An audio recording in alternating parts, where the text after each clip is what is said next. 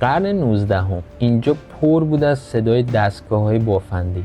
بافنده ها روز شب روی دستگاه‌هایی کار میکردن که اندازه‌شون تا سقف میرسید.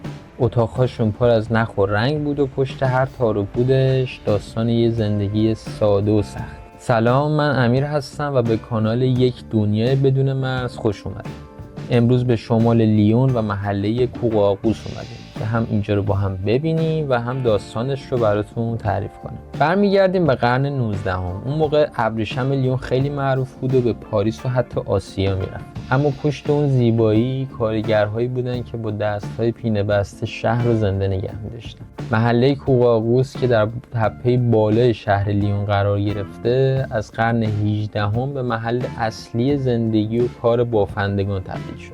حالا چرا؟ چون روی تپه قرار داشت، نور زیادی داشت، خونه ها با پنجره های بزرگ ساخته می شدن تا برای بافنده ها مناسب باشن. فضای کافی برای دستگاه های بافندگی داشت چون سقفش رو جداگونه بلندتر می ساختن. اجاره ها نسبتاً ارزان‌تر بود و کلاً یه همبستگی اجتماعی بین کارگرها بود که تقریباً همشون توی شغل و شرایط مشابه بود.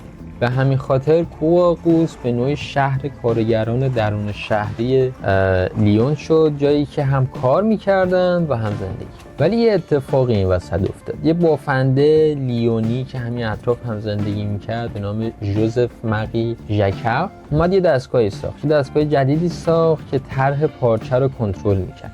خب یه اختراع بزرگ بود که بعدها حتی پایه سیستم‌های کامپیوتری هم شد. اما اون زمان برای خیلی از کارگرها یعنی بیکاری.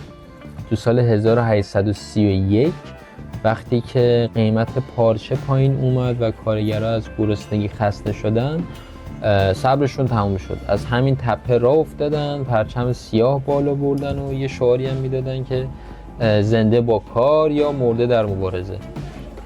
و همون روز شورش بزرگ کارگری از کوقاقوس شروع شد. البته دولت فرانسه با اعزام نیروهای ارتش شورش رو سرکوب کرد و کنترل شهر رو بازپس گرفت. ولی 3 سال بعد تو سال 1834 دوباره شورش دوم رخ داد و این بار دولت با خشونت بیشتری جوابشون رو داد و صدها کارگر رو کشت و بازداشت کرد. به طور خلاصه اگرچه شورش کوقاقوس از نظر نظامی شکست خورد، اما از نظر تاریخی نقطه عطفی در مبارزات کارگری اروپا به حساب میاد. از اون روز کوقاقوس شد نماد مقاومت، خلاقیت و هنر مستقل. از فضای بافندگی و ابریشم اگه یکم بخوایم بیاریم بیرون، دوست دارم که تخبول‌ها رو بهتون نشون بدم. توی ویدیو لیون دوست داشتم براتون توضیح بدم، ولی چون موقع فیلم برداری تخبولی رو ندیدم فراموش کردم. ولی خب تخبول ها هم تو لیون وجود دارن هم تو کوقاقوس. در حالت عادی یه سری درهای ساده و قدیمی، ولی وقتی وارد میشی میبینی که یه راهرو تنگ و باریکه، جلوتر که میبینی یه حیاط، یه راه بله و یهو میبینی که وارد یه خونه دیگه شدی و سر از یه کوچه دیگه در آوردی. میتونی از دل چندین ساختمون رد شی و از یه کوچه دیگه سر در بیاری. و حالا اصلا کاربردش چی بوده این تخبول‌ها؟ اون زمان برای اینکه پارچه‌هاشون خیس نشه و موقع حمل و نقل خیلی سریع‌تر باشن، از این تخبول‌ها استفاده می‌کردن. ولی فقط کاربردش این نبوده. در زمان جنگ و در مقاومت فرانسه همین مسیرها پناهگاه شدن برای مبارزه، برای اینکه اخبار رو بتونن سریعتر جابجا کنن و اینکه بتونن حتی از طریق این راهروها تخبول‌ها فرار کنن. ولی خب توی کوقاقوس دیگه صدای دستگاه‌های بافندگی نمیاد، ولی هنوز هم هنرمندا و موسیقیدان‌ها و آدم‌های آزاد میان اینجا و زندگی میکنن و همون حس کار زندگی رو میتونی تو هوا حس کنی.